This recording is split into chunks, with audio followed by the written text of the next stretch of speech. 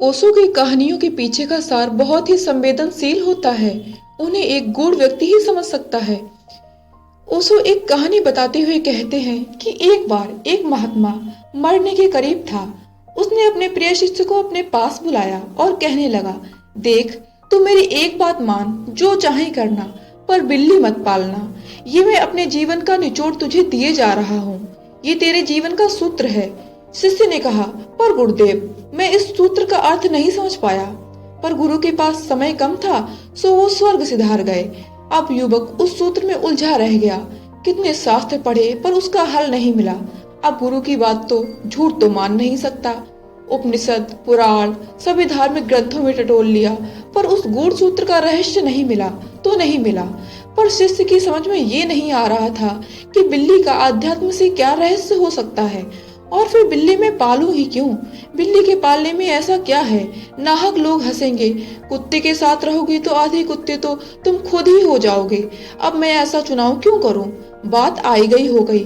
थोड़े दिनों में युवक उस बात को भूल गया। सोचा गुरु मरते समय सठिया गया था। तब वह युवक जंगल में एक कुटिया बनाकर ध्यान करने लगा। अब जंगल की कुटिया कोई सुरक्षित जगह तो थी नहीं। वहां आसपास में बहुत चूहे थे। युवक के पास पहनने के लिए 2 जोड़ी कपड़े थे। उन्हें भी वह चूहे काटने लगे। वह परेशान हो गया। गांव में जब भिक्षा मांगने के लिए जाता तो लोग पूछते, महाराज, कपड़ों में छेद क्यों हो गया? तब उस युवक को बड़ी शर्म आती। अब जब भी वह कपड़े धोकर सुखाता, साथ में एक मोटा सोटा लेकर बैठ जाता, जिससे कि चूहे उन्हें ना काटने पाए। रात भी कपड़ों की सुरक्षा के लिए उसे बार बार जागना पड़ता। आखिर में तंग आकर उसने गांव के लोगों से कहा कि मेरी झोपड़ी के आसपास बहुत चूहे हैं, बताओ क्या करें? तब एक बुजुर्ग ने कहा, करना क्या है, तुम एक बिल्ली को क्यों नहीं पाल लेते? वह सारे चूहों को वहां से भगा देगी या फिर खा जाएगी। युवक को यह बात पसंद आई और वह गांव में से एक बिल्ली को मांग कर ले आया। तब भी उसे गुरु की बात याद नहीं आई कि गुरु कह गए थे कि बेटा, सब कुछ करना पर बिल्ली मत पालना।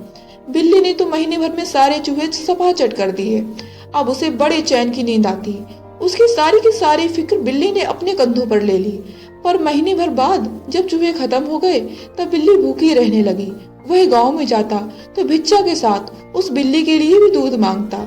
तब 1-2 दिन तो लोग बागों ने दे दिया, पर दूध उनके बच्चों के लिए भी कम ही था। अब साधु की बिल्ली के लिए कहां से दें? साधु परेशान हो गया।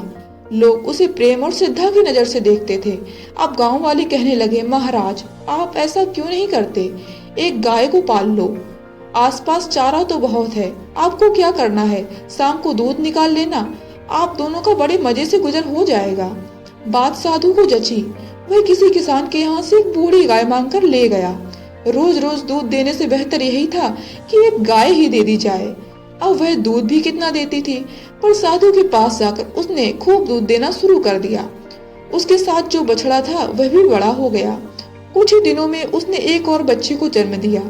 अब साधु के पास 4 प्राणी हो गए, एक बिल्ली और गाय, उसके बछड़े। उसे उनके लिए एक झोपड़ी भी बनानी पड़ी। चारे की कमी के कारण वह आसपास की खाली जमीन पर कुछ तरह सरसों बोने लगा।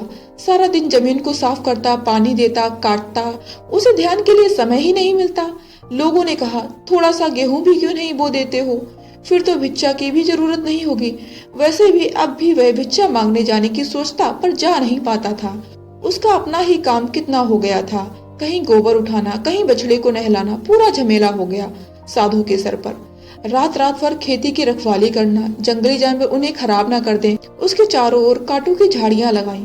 अब वह थक गया और फिर एक गांव में गया और राय मांगने लगा कि तुमने अच्छी राय दी, पर अब मेरा काम बहुत बढ़ गया है। ध्यान तपस्या भी नहीं कर पाता। पहले भिक्षा मांगता था और दिन भर ध्यान करता था। अब तो 24 घंटे खेती या गाय के पीछे ही लगे रहना पड़ता है। अब एक गाय की 10 हो गई है। मेरा पूरा शरीर थक जाता है। तुम कुछ राय दो, अब मैं क्या करूं? गांव वालों ने कहा, बात तो आपकी ठीक है, पर तुम अब एक काम कर सकते हो। गांव में एक नवयुवक मर गया है। उसकी पत्नी बेचारी विधवा है, बहुत ही नेक है और शरीफ है। वह अब उसका कोई नहीं है। क्यों ना तुम उस विधवा को साध्वी बनाकर अपने पास रख लो। वह आपके 50 काम करेगी। 1 से 2 भले होंगे, काम भी आधा आधा बढ़ जाएगा। शरीर से वह बहुत मजबूत है। आपको तो काम करने ही नहीं देगी, खेतीबाड़ी में साथ जाएगी और आप जब थके होगे तो आपके पैर भी दबा देगी, भोजन बना देगी, घर की सफाई कर देगी। किसान की बेटी है, मेरे ख्याल से आप अपनी तपस्या करना, वह आपके सारे काम देख लेगी। साधु को बात जची और फिर जो होना था सो हुआ। फिर विधवा से धीरे धीरे प्रेम हो गया। विधवा पैर भी दबाए, रोटी भी खिलाए, स्नान भी करवाए। अब सारा दिन का संग साथ, तो धीरे धीरे एक दूसरे से लगाव हो गया। फिर दोनों ने एक दिन गांव के लोगों से राय ली कि अब क्या किया जा सकता है, हम लोगों में प्रेम हो गया है। लोगों ने कहा, ये तो आपका बड़ापन है, आपकी महानता है, आपने हमें बताया, नहीं तो हमें पता ही नहीं चलता। सो भलाई अब इसी में है कि आप पति पत्नी बन जाएं। सो लोगों ने साधु की शादी करा दी। देखते ही देखते 2-3 बच्चे हो गए। फिर बच्चों को पढ़ाना लिखाना, उनकी शादी विवाह करना, बात बढ़ती ही चली गई। एक बिल्ली से शुरू होकर बात इतनी दूर चली गई कि बिल्ली की बात तो युवक साधु भूल ही गया। जब वह मरने लगा तब उसे अपने गुरु की बात याद आई, लेकिन तब तक बहुत देर हो चुकी थी।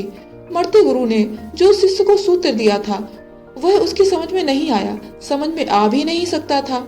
हम अनुभव से भी समझ लें तो काफी बुद्धिमान, पर हम अनुभव से भी नहीं समझ पाते।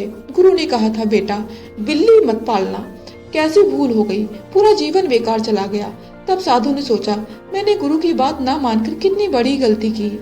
अब ये बात अगले जन्म में याद रखूंगा। तब हम यह मान लें कि वह याद रख सकेगा। जब इस जन्म में उसे याद नहीं रहा था तो पिछले जन्म की कोई संभावना ही नहीं है। मन जब तक साथ है तो बिल्ली नहीं पालोगे तो कुत्ता पाल लोगे, इससे फर्क कुछ पड़ने वाला नहीं है।